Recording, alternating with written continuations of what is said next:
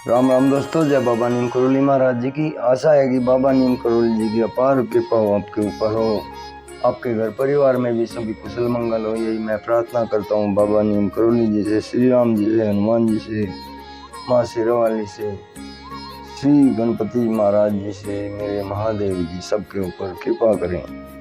दोस्तों, आज मैं आपको सुनाता हूँ श्रीमद् भागवत गीता का अध्याय 17 श्रद्धा के विभाग।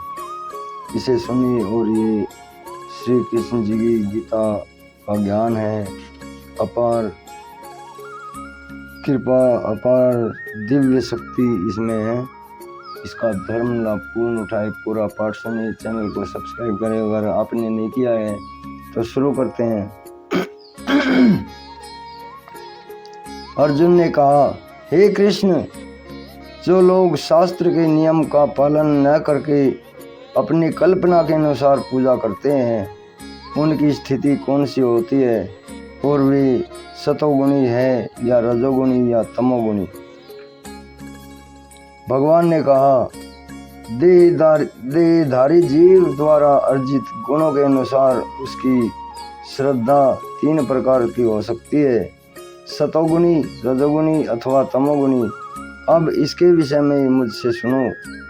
हे भरतपुत्र, विभिन्न गुणों के अंतर्गत अपने अपने अस्तित्व के अनुसार मनुष्य एक विशेष प्रकार की श्रद्धा विकसित करता है। अपने द्वारा अर्जित गुणों के अनुसार ही जीव को विशेष श्रद्धा से मुक्त कहा जा सकता है। सतोगुणी व्यक्ति देवताओं को पूजते हैं, रजोगुणी व्यक्ति यक्षों व राक्षसों की पूजा करते हैं, और तमोगुणी व्यक्ति भूत प्रेतों को पूजते हैं। जो लोग दंभ तथा अहंकार से अभिभूत होकर शास्त्र विरोध कठोर तपस्या और व्रत करते हैं, जो काम तथा आसक्ति द्वारा प्रेरित होते हैं, जो मूर्ख है तथा जो शरीर के भौतिक तत्वों को तथा शरीर के भीतर स्थिर परमात्मा को कष्ट पहुंचाते हैं, वे असुर कहे जाते हैं। यहाँ तक कि प्रत्येक व्यक्ति जो भोजन पसंद करता है, वह भी प्रकृति के गुणों के अनुसार ही 3 प्रकार का होता है। यही बात यज्ञ में है, तपस्या तथा दान के लिए भी सत्य है। अब उनके भेद के विषय में सुनो। जो भोजन सात्विक व्यक्तियों को प्रिय होता है, वह आयु बढ़ाने वाला होता है, जीवन को शुद्ध करने के लिए और बल, स्वास्थ्य और सुख तथा तृप्ति प्रदान करने के लिए होता है। ऐसा भोजन रसायन रस में स्निग्ध, स्वास्थ्यप्रद और हृदय को भाने वाला होता है। अत्यधिक तिक्त, खट्टे, नमकीन, गरम, चटपटे, शुष्क तथा जलन उत्पन्न करने वाले भोजन रजोगुणी व्यक्तियों को प्रिय होते हैं। ऐसे भोजन दुख, शोक तथा रोग उत्पन्न करने वाले हैं। खाने से 3 घंटे पूर्व पकाया गया स्वादहीन, वियोजित एवं सड़ा, झूठा तथा स्पर्श वस्तुओं से युक्त भोजन उन लोगों को प्रिय होता है जो तामसी होते हैं। यज्ञों में वही यज्ञ सात्विक होता है जो शास्त्र के निर्देशानुसार कर्तव्य समझकर उन लोगों के द्वारा किया जाता है जो फल की इच्छा नहीं करते। लेकिन हे भरतश्रेष्ठ, जो यज्ञ किसी भौतिक लाभ के लिए या गर्ववश किया जाता है, उसे तुम राजसी जानो। जो यज्ञ शास्त्र के निर्देशों की अवहेलना करके, प्रसाद वितरण किए बिना, वैदिक मंत्रों का उच्चारण किए बिना, पुरोहितों को दक्षिणा दिए बिना तथा श्रद्धा के बिना संपन्न किया जाता है, वह तामसी माना जाता है। परमेश्वर, ब्राह्मणों, गुरु, माता पिता जैसे गुरुजनों की पूजा तथा पवित्रता, सरलता, ब्रह्मचर्य तथा अहिंसा ही शारीरिक तपस्या है। सच्चे, भाने वाले, हितकर तथा अन्य को क्षुब्ध न करने वाले वाक्य बोलना और वैदिक साहित्य का नियमित पालन करना, यही वाणी की तपस्या है।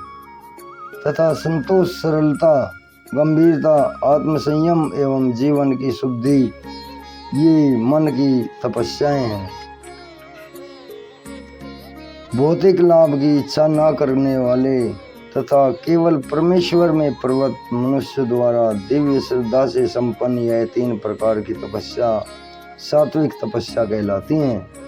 जो तपस्या दम्भ पूर्वक तथा सम्मान, सत्कार एवं पूजा करने के लिए संपन्न की जाती है, वह राजसी रजोगुणी कहलाती है। यह न तो स्थायी होती है न ही शाश्वत होती है। मूर्खतावश आत्म उत्पीड़न के लिए या तो अन्यों को विनष्ट करने के लिए, हानि पहुंचाने के लिए जो तापसी की जाती है, जो तपस्या की जाती है, वह तामसी कहलाती है। जो दान कर्तव्य समझकर दिया जाता है, किसी प्रत्युपकार की आशा के बिना, समुचित काल तथा स्थान में और योग्य व्यक्ति को दिया जाता है, वह सात्विक माना जाता है। किंतु जो दान प्रत्युपकार की भावना से या कर्म फल की इच्छा से या अनिच्छा पूर्वक किया जाता है, वह रजोगुणी कहलाता है।